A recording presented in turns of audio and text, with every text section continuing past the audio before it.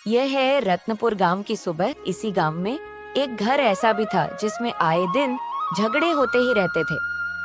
राजीव ने अपनी पसंद की लड़की पूजा से शादी की थी।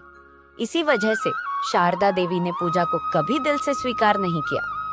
पूजा हर सुबह की तरह 5 बजे उठकर नहा धोकर किचन में सुबह के नाश्ते की तैयारी कर रही थी कि तभी शारदा देवी गुस्से से चिल्लाकर पूजा से बोलती हैं, पूजा, आज मुझे चाय मिलेगी या नहीं? हे भगवान, पता नहीं कैसी लड़की से मेरे बेटे ने शादी की है जो कोई काम समय पर नहीं करती। जी माँ जी, अभी लाई। पूजा चाय लेकर आती है और अपनी सास को देती है।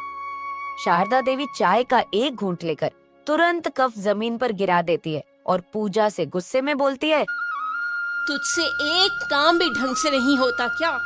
ये कैसी चाय बनाई है?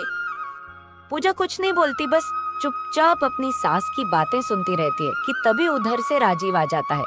राजीव शारदा देवी से बोलता है, माँ, पूजा सुबह होते ही सारे कामों में लग जाती है। क्या हुआ अगर आज चाय अच्छी नहीं बनी तो? आप इतना गुस्सा क्यों कर रही हो? बेटे का बहू के लिए बोलना देखकर शारदा देवी को और भी गुस्सा आ जाता है। अरे तू तो चुप ही रहे जोड़ू के गुलाम। जब से ये लड़की हमारे घर में आई है तू तो बस इसी की बात मानता है और तो तुझे कोई दिखाई ही नहीं देता। घर में इतना शोर सुनकर राजीव की बहन सोनाली, जो कि अभी सो कर उठी थी, वो वहाँ आकर बोलती है, क्या हुआ माँ? भाभी ने फिर कुछ किया? अरे अब क्या ही बताऊं, खुद ही देख ले। पता नहीं बहू ने ये कैसी चाय बनाई है। ये चाय कम काढ़ा ज्यादा लग रहा है। मेरा पूरा गला ही जल गया। मैं इसे अच्छा समझा रही हूँ तो मेरा बेटा मुझे ही सुना रहा है। पता नहीं और इस घर में क्या क्या देखना पड़ेगा। अपनी माँ की बात सुनकर सोनाली को अपनी भाभी पर बहुत गुस्सा आता है और वो पूजा से बोलती है, क्या भाभी, तुम जरा सी चाय भी अच्छे से नहीं बना सकती? क्या मेरी माँ का गला जलाकर मारने का इरादा है तुम्हारा? पता नहीं तुम्हारे घर वालों ने तुम्हें कुछ सिखाया भी है या नहीं। बस फिर क्या था पूजा हर रोज की तरह कभी अपनी ननद से जलील होती तो कभी उसकी सास उसे ताने मारती, लेकिन फिर भी पूजा सब चुपचाप सहन करती। वो सोचती थी कि एक दिन मैं अपनी सास और ननद का दिल जरूर जीत लूंगी। राजीव यह सब देखता रहता, लेकिन अपनी माँ और बहन के आगे कुछ नहीं कर पाता। दिन इसी तरह बीतने लगे। एक रात पूजा अपने कमरे में बैठी कुछ सोच रही थी कि तभी राजीव आता है। वो देखता है कि पूजा अभी तक सोई नहीं। वह बोलता है, अरे पूजा, तुम अब तक सोई नहीं? हाँ, नहीं जी, नींद नहीं आ रही। मुझे पता है पूजा, माँ और बहन तुम्हें बहुत दुख देती हैं, लेकिन मैं क्या करूँ? मैं मजबूर हूँ, मैं कुछ नहीं कर सकता। कोई बात नहीं जी, मैं सिर्फ इतना चाहती हूँ कि माँ जी मुझे अपना ले। तुम चिंता मत करो, एक दिन जरूर सब ठीक हो जाएगा। अगली सुबह आज माँ जी के लिए उनकी पसंद का नाश्ता बनाती हूँ, शायद उन्हें अच्छा लगे। पूजा ने बड़े मन से नाश्ता तैयार किया। थोड़ी देर बाद सब लोग खाने के लिए बैठ गए। देखते हैं आज क्या बनाया है। शारदा देवी ने नाश्ता चखा। नाश्ता वास्तव में स्वादिष्ट बना था, लेकिन फिर भी उन्होंने मुंह बना लिया। ठीक ही ठाक है।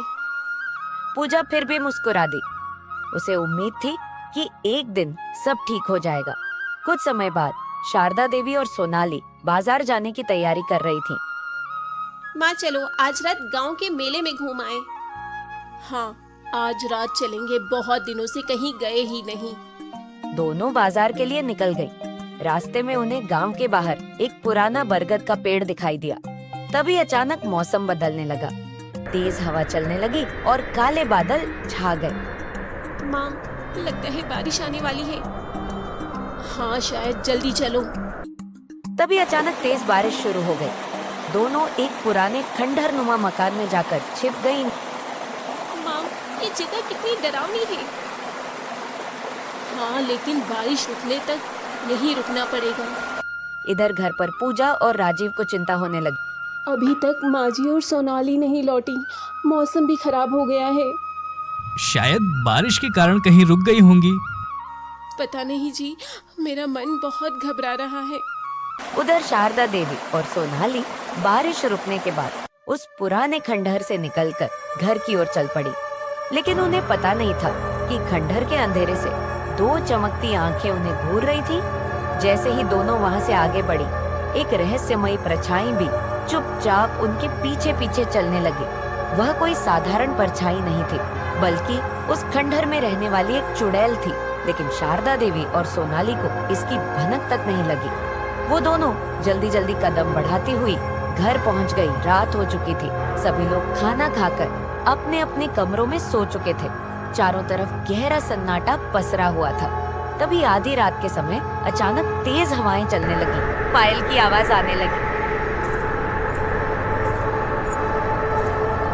ऐसा लग रहा था जैसे कोई आंगन में धीरे धीरे चल रहा हो।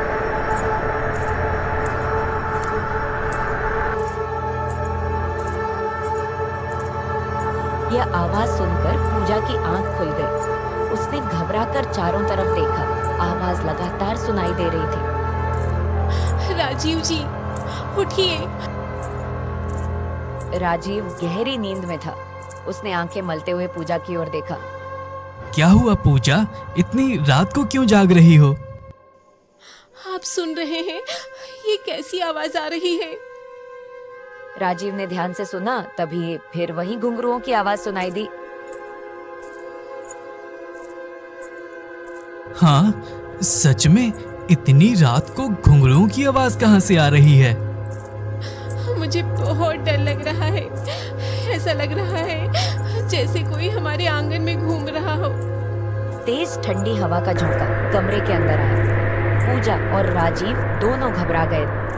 तुम यहीं रुको, मैं जाकर देखता हूँ। नहीं, मुझे अकेले मत छोड़िए। ठीक है, मैं कहीं नहीं जा रहा। शायद ये तेज हवा की वजह से कोई आवाज आ रही होगी। तुम डरो नहीं। राजीव ने पूजा को शांत करने की कोशिश की। धीरे धीरे घुंघरुओं की आवाज भी बंद हो गई। कुछ देर बाद घर में फिर से सन्नाटा छा गया। देखो, अब सब ठीक है। रात में कई बार हमें चीजें वैसी दिखाई और सुनाई देती हैं जैसे वो होती नहीं। तुम आराम से सो जाओ। जी, लेकिन न जाने क्यों मेरा मन अभी भी घबरा रहा है। मैं तुम्हारे पास ही हूँ, चिंता मत करो। राजीव की बात सुनकर पूजा थोड़ी शांत हुई। कुछ देर बाद दोनों सो गए। लेकिन उन्हें नहीं पता था कि घर के आंगन में एक रहस्यमयी परछाई खड़ी उन्हें देख रही थी। अगली सुबह जब सभी लोग उठे तो घर का माहौल कुछ अजीब लग रहा था।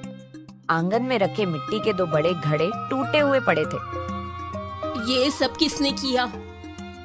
माँ, मैंने तो कुछ नहीं किया। मैं भी अभी उठी हूँ माँ जी। सबको ये बात बहुत अजीब लगी, लेकिन किसी को कुछ समझ नहीं आया। इसी तरह दिन बीतने के साथ साथ घर की हालत और बिगड़ने लगी। कभी दूध अपने आप गिर जाता, कभी कोई सामान अचानक गायब हो जाता और फिर किसी दूसरी जगह मिल जाता। हाँ, आप इतनी परेशान क्यों लग रही हैं? बेटी, मुझे लगता है हमारे घर पर किसी बुरी शक्ति की छाया पड़ गई है। अब हमें कुछ करना होगा। यह कहकर शारदा देवी ने गांव के एक प्रसिद्ध पंडित जी को घर बुलाने का फैसला किया। कुछ देर बाद पंडित जी घर पहुंच गए। शारदा देवी ने उनका आदर सम्मान किया और घर में हो रही सारी अजीब घटनाओं के बारे में बताया। शारदा देवी, पहले मैं तुम्हारे घर का निरीक्षण कर लेता हूँ, उसके बाद ही कुछ कह पाऊंगा। पंडित जी धीरे धीरे पूरे घर में घूमने लगे। कभी वे आंगन को देखते, कभी रसोई को। फिर अचानक उनकी नजर घर के मुख्य दरवाजे के पास पड़े। कुछ अजीब निशानों पर पड़ी। ये बात साधारण नहीं है। क्या हुआ पंडित जी? मुझे इस घर में किसी अन्य शक्ति की मौजूदगी का आभास हो रहा है। यह सुनकर सभी घबरा गए। पंडित जी, क्या हमारे घर में कोई भूत प्रेत है? अभी मैं निश्चित रूप से तो नहीं कह सकता, लेकिन इतना जरूर कह सकता हूँ कि जिस दिन तुम लोग उस पुराने खंडहर में गए थे, उसी दिन से ये सब शुरू हुआ है। पंडित जी की बात सुनकर शारदा देवी और सोनाली के चेहरे का रंग उड़ गया। हाँ पंडित जी, हम बारिश से बचने के लिए कुछ देर उस खंडहर में रुके थे। क्या तुम लोग गांव के बाहर वाले पुराने खंडहर की बात कर रहे हो? जी हाँ। यह सुनते ही पंडित जी कुछ क्षण के लिए चुप हो गए। क्या बात है पंडित जी? अरे क्या आप लोगों को नहीं पता? लोग कहते हैं उस खंडहर के पास किसी स्त्री की आत्मा भटकती है। लोग तो वहाँ जाने से भी डरते हैं। पंडित जी की बात सुनकर घर में सन्नाटा छा गया। तो क्या वही शक्ति हमारे घर तक आ गई है? हो सकता है, लेकिन घबराने की जरूरत नहीं। आज रात में एक विशेष पूजा करूंगा, उसके बाद शायद इस रहस्य से पर्दा उठ जाए। पंडित जी की बात सुनकर सबको थोड़ी उम्मीद मिली, लेकिन उनके मन का डर अभी भी खत्म नहीं हुआ था। धीरे धीरे शाम हो गई। रात होते ही पंडित जी ने घर के आंगन में एक हवन कुंड तैयार करवाया। पूरे परिवार को उसके चारों ओर बैठने के लिए कहा गया। हो सकता है, लेकिन घबराने की जरूरत नहीं। आज रात में एक विशेष पूजा करूंगा, उसके बाद शायद इस रहस्य से पर्दा उठ जाए। जी पंडित जी। पंडित जी ने हवन शुरू किया। मंत्रों का उच्चारण पूरे आंगन में गूंजने लगा। ओम नमः शिवाय, ओम नमः शिवाय।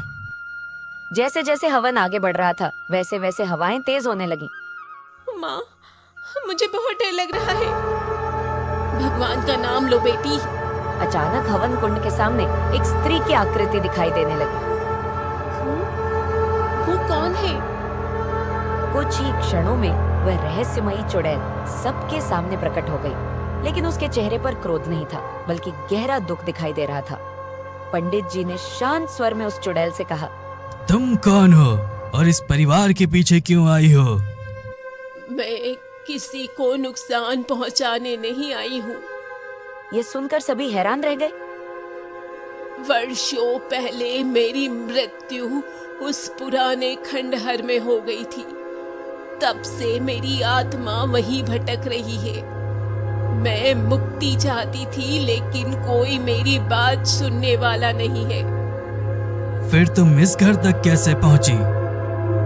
एक दिन ये दोनों औरतें उस खंडहर में आई थी। उसी दिन मुझे अवसर मिला। मैं उनके पीछे पीछे यहाँ आ गई। मेरा इरादा किसी को डराना नहीं था। मैं सिर्फ चाहती थी कि कोई मेरी पीड़ा को समझे और मुझे मुक्ति दिलाए। चुड़ैल की बातें सुनकर सभी का डर धीरे धीरे कम होने लगा। तो तुम हमें कोई नुकसान नहीं पहुंचाना चाहती थी? नहीं, मैं केवल अपनी भटकती आत्मा को शांति देना चाहती हूँ। पंडित जी ने आंखें बंद कर कुछ देर ध्यान लगाया। तुम्हारी पीड़ा समाप्त होने का समय आ गया है। आज तुम्हें मुक्ति मिलेगी। इसके बाद पंडित जी ने विशेष मंत्रों का जाप शुरू किया। हवन कुंड की अग्नि पहले से अधिक प्रज्वलित हो उठी। हे प्रभु, इस भटकती हुई आत्मा को शांति और मुक्ति प्रदान करें। धीरे धीरे चुड़ैल के चेहरे पर एक सुकून भरी मुस्कान आ गई। धन्यवाद, आपने मेरी वर्षों की पीड़ा समाप्त कर दी। इतना कहकर वो आकृति कुछ ही क्षणों में वहां से गायब हो गई। उस रात के बाद घर में होने वाली सारी अजीब घटनाएं हमेशा के लिए बंद हो गईं।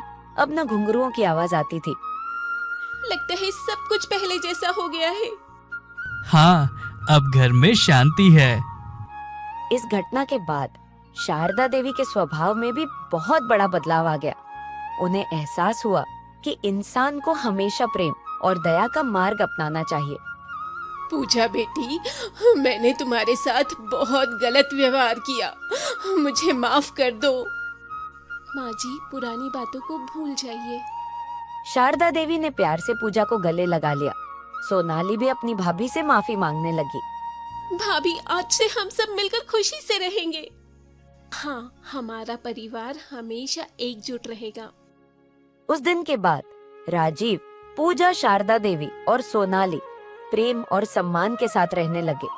उनका घर, जो कभी झगड़ों और तानों से भरा रहता था, अब हंसी खुशियों और अपनापन से भर गया था। आज संडे था और एक बार फिर उन्होंने जल्दी जल्दी दाल चावल बना दिए। थोड़ी ही देर में पूरा परिवार खाने की मेज पर इकट्ठा हुआ। जैसे ही विमला देवी ने थाली की ओर देखा, उनकी भूख ही मर गई। तभी वे बोली, नेहा, पायल, फिर से दाल चावल। क्या आज भी तुम दोनों ने बस इतना ही बनाया है? मम्मी जी, आज बहुत गर्मी है, इसलिए हमने सोचा जल्दी बनने वाला खाना बना लेते हैं। हाँ मम्मी जी, वैसे भी गर्मी में हल्का खाना सेहत के लिए बहुत अच्छा होता है और फिर दाल चावल जल्दी बन भी जाते हैं। अरे बहू, दाल चावल बुरे नहीं होते, लेकिन रोज रोज कौन खाता है? घर में सब चीज है, फिर भी तुम दोनों हर दिन यही दाल चावल बना देती हो। हाँ बहू, आज तो संडे है, आज राजेश और मोहित भी घर पर हैं। आज तो कुछ अच्छा बना देती। अरे कब तक एक ही खाना खाना पड़ेगा? हाँ पायल, मम्मी पापा गलत नहीं कह रहे। इतनी मेहनत करके मैं और भैया काम करते हैं ताकि घर में किसी चीज की कमी ना रहे, लेकिन जब खाने का समय आता है तो रोज वही जल्दी खाने वाला खाना देखकर मन दुखी हो जाता है। नेहा, तुम घर की बड़ी बहू हो, कम से कम तुम तो समझा करो। अरे अब खाना तो हमने बना ही दिया है ना, आप लोग तो ऐसे बोल रहे हैं जैसे कि हम दोनों कुछ करते ही नहीं। हाँ, हमारे पास इतना समय नहीं होता कि हम लोग देर तक रसोई में अलग अलग पकवान बनाते रहें। घर में और भी तो काम होते हैं, आप लोगों को क्या मालूम। नेहा और पायल की बातें सुनकर रघुवीर जी और विमला देवी को समझ आ गया कि दोनों बहुओं को अपनी गलती का बिल्कुल भी एहसास नहीं है। पूरा परिवार चुपचाप खाना खाकर अपने अपने कमरों में चले गया। इसी तरह संडे का दिन बीत गया। अगली सुबह हमेशा की तरह राजेश और मोहित बैंक जाने के लिए तैयार हो गए। तभी राजेश बोलता है, नेहा, अरे भाई और कितनी देर लगेगी? जल्दी से नाश्ता लगा दो, हमें देर हो रही है। जी बस 5 मिनट, अभी आई। कुछ ही देर में नेहा और पायल ने जल्दी जल्दी नाश्ता बनाकर मेज पर रख दिया। ये क्या बनाया है भाभी आपने? फिर से इतना साधारण नाश्ता? देवर जी, एक तो सुबह आप लोगों को इतनी जल्दी रहती है, तो अब ऐसे में होटल जैसा नाश्ता तो नहीं बना सकते हम लोग। हाँ, दीदी सही कह रही हैं, जल्दी में इससे ज्यादा क्या बनाते हम। नेहा और पायल की तीखी बातें सुनकर मोहित चुप हो गया, क्योंकि पूरे घर को अच्छी तरह पता था कि नेहा और पायल से बहस करके कोई फायदा नहीं। आखिर में वो दोनों अपने आगे किसी की नहीं मानेंगे। कुछ ही देर बाद राजेश और मोहित नाश्ता करके अपने अपने बैंक के लिए निकल गए। दोपहर होते ही नेहा और पायल फिर रसोई में पहुंची, लेकिन इस बार भी उन्होंने वही किया जो उन्हें सबसे आसान लगा। कुछ ही मिनटों में दोनों ने जल्दी से पास्ता बना लिया। उन्हें यही लगता था कि बस कैसे भी जल्दी से काम खत्म हो जाए। खाना बनाने के बाद नेहा और पायल खाने की प्लेट लेकर आती हैं और डाइनिंग टेबल पर रख देती है। फिर विमला देवी से बोलती हैं, लीजिए पापा जी, कल आप कह रहे थे ना हम अच्छा खाना नहीं बनाते, आज हमने मिलकर आपके लिए खास खाना बनाया है। हाँ मम्मी पापा, खाकर देखिए और बताइए कैसा बना है। अरे बहू, लेकिन ये तो पास्ता है, ये कौन सी खास डिश हुई? हाँ पापा जी, लेकिन हमने सोचा कि आप कह रहे थे तो आज कुछ अलग बना लेंगे। अरे बहू, कब तक पास्ता खिचड़ी और दाल चावल ही बनाओगी? तुम्हें पता है पास्ता तुम्हारे पापा जी को सूट नहीं करता, लेकिन तुम्हें तो बस जल्दी बनने वाला खाना बनाना है। मम्मी जी, आज घर में बहुत काम है, हमारे पास इतना टाइम नहीं है कि हम कुछ और बना सकें, तो प्लीज आज आप लोग मैनेज कर लीजिए। हर बार की तरह इस बार भी नेहा और पायल ने रघुवीर जी और विमला देवी की बात को अनसुना कर दिया। दोनों चुपचाप खाना खाकर रह गए। रात को जब राजेश और मोहित बैंक से घर लौटे तो खाने में फिर वही पास्ता देखकर दोनों भाइयों का धैर्य जवाब दे गया। देर रात जब पूरा घर सो चुका था, तब अपने कमरे में विमला देवी और रघुवीर जी दोनों बहुओं की हरकतों के बारे में बात कर रहे थे। तभी राजेश और मोहित भी वहां पहुंच गए।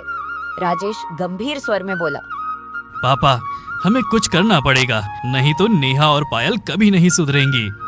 हाँ मम्मी पापा, भैया बिल्कुल सही कह रहे हैं, हमें कुछ करना पड़ेगा जिससे कि इन दोनों को अपनी जिम्मेदारियों का एहसास हो, नहीं तो ऐसा कब तक चलेगा। अब मैं क्या बोलूं, मैं तो परेशान हो गई उन दोनों को समझा समझा कर, लेकिन वो दोनों अपने आगे किसी की माने तब ना। अगर तुम दोनों सच में इन्हें सुधारना चाहते हो तो गुस्से से नहीं, समझदारी से काम लेना होगा। मेरे पास एक योजना है, सुनो। चारों ने मिलकर एक योजना बनाई। इसके बाद सभी अपने अपने कमरों में सो गए।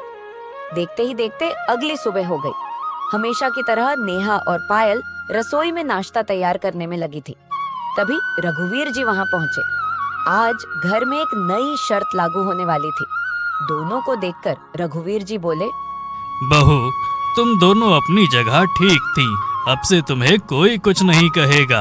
आज से घर में वही खाना बनेगा जो तुम दोनों अपने लिए बनाओगी। अगर जल्दी बनने वाला खाना बनाओगी तो पूरा परिवार भी वही खाएगा, और अगर कभी मेहमान आएंगे तो उन्हें भी वही परोसा जाएगा। ठीक है पापा जी, हमें कोई परेशानी नहीं है। हाँ, जैसा आप ठीक समझे। शुरुआत के 2-3 दिन तक नेहा और पायल को लगा कि इसमें कोई बड़ी बात नहीं है, लेकिन नई शर्त के बाद उन्हें भी वही खाना खाना पड़ता था जो वे पूरे परिवार के लिए बनाती थी। पहले वे सबको जल्दी बनने वाला खाना खिलाकर अपने लिए अच्छा खाना बना लेती थी। अब रोज रोज वही पास्ता खाते खाते उन्हें अपनी गलती का एहसास होने लगा। उसी रात जब राजेश और मोहित बैंक से घर लौटे तो सभी हॉल में बैठे थे। तभी दोनों मुस्कुराते हुए बोले, मम्मी, पापा, कल हमारे बैंक के बड़े मैनेजर घर पे खाना खाने आ रहे हैं। हाँ, तो क्या हुआ बेटा, बुला लो, अच्छी बात है। पापा, उनके आने से कोई परेशानी नहीं है। परेशानी तो इस बात की है, वो बहुत बड़े आदमी हैं और वो हमारे घर का खाना कैसे खाएंगे। अरे बेटा, तुम्हारी बात का क्या मतलब है? पापा, मोहित ये कहना चाहता है कि हमारे घर का साधारण खाना क्या उन्हें पसंद आएगा? अरे राजेश बेटा, तू कैसी बातें कर रहा है? हम जो खाते हैं वही मैनेजर साहब भी खा लेंगे। ज्यादा से ज्यादा यही कहेंगे ना कि इतने बड़े घर में इतना साधारण खाना बनता है। ठीक है मम्मी पापा, तो कल मैं उन्हें बुला लेता हूँ। यह सुनते ही नेहा और पायल के चेहरे उतर गए। पहली बार उन्हें अपनी गलती का एहसास हुआ। अगली सुबह दोनों बिना कोई बहाना बनाए पूरे मन से रसोई में जुट गई। थोड़ी ही देर में तरह तरह के स्वादिष्ट पकवान तैयार हो गए और पूरे घर में उनकी खुशबू फैल गई। दीदी, अच्छा हुआ हम दोनों ने ये सब बना लिया, नहीं तो वो मैनेजर साहब क्या सोचते हमारे घर के बारे में। हाँ पायल, तुम सही कह रही हो। मुझे लगता है कि हमारी ऐसी हरकतों से हमने सच में घर वालों को बहुत परेशान किया है। हाँ दीदी, आप बिल्कुल सही बोल रही हैं। मुझे भी ऐसा लगता है कि इतने दिन से एक जैसा खाना खाते खाते मेरी तो जुबान का स्वाद ही चला गया है। शाम को बैंक मैनेजर घर पहुंचे। उन्होंने जैसे ही खाना चखा वे बहुत खुश हो गए। अरे भाई वाह, इतना स्वादिष्ट खाना! मानना पड़ेगा भाई राजेश, मोहित, तुम्हारी पत्नियां तो सच में बहुत लाजवाब खाना बनाती हैं। मैनेजर की तारीफ सुनकर नेहा और पायल की आंखें भर आईं। उन्हें महसूस हुआ कि अगर वे पहले भी पूरे मन से खाना बनाती तो उनके अपने परिवार के चेहरे पर भी ऐसी ही खुशी होती। मेहमानों के जाने के बाद दोनों बहुएं रघुवीर जी और विमला देवी के सामने आकर हाथ जोड़कर खड़ी हो गई। मम्मी जी, पापा जी, हमें माफ कर दीजिए। हमने हमेशा अपने बारे में सोचा, परिवार की खुशी नहीं देखी। आज हमें अपनी गलती का एहसास हो गया है। अब से इस घर में कभी किसी को शिकायत का मौका नहीं देंगे। बेटा, गलती हर किसी से होती है। खुशी इस बात की है कि तुम्हें समय रहते अपनी गलती समझ आ गई। पायल, आज तो तुमने इस घर की बहू होने का फर्ज पूरी ईमानदारी से निभाया है। हमें तुम पर गर्व है। नेहा, आज तुमने सिर्फ स्वादिष्ट खाना नहीं बनाया बल्कि पूरे परिवार का दिल भी जीत लिया। चलो भाई, अच्छी बात है, अब सब सही हो गया।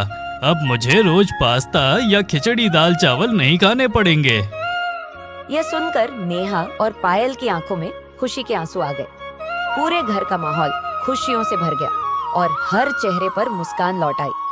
उस दिन के बाद नेहा और पायल ने कभी काम से जी नहीं चुराया। अब वे पूरे परिवार की पसंद का ध्यान रखकर प्यार से खाना बनाती थी। घर में फिर कभी खाने को लेकर शिकायत नहीं हुई और पूरा परिवार पहले से भी ज्यादा खुश रहने लगा।